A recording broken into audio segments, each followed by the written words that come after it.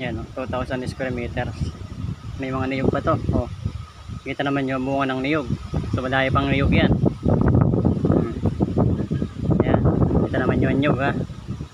So ito po, may-ari na po ang bahalang magpatambak dyan nung kalsada. Yan po yung kalsada. Yan, may-ari po ang bahala riyan sa patambak. Pero dito po pasok naman po ang 4 wheels. Dadaanan din po natin yung doon sa may gate. So lupa pa rin po ng may-ari yun. Yan.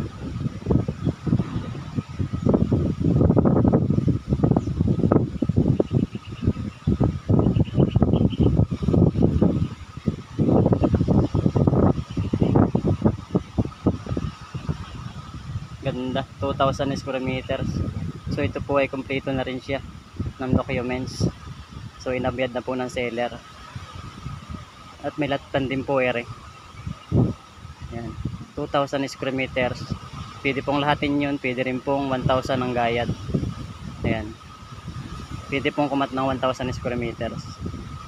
70 meters lang po layo natin sa national. Ayan. Pasok po ang 4 wheels dito.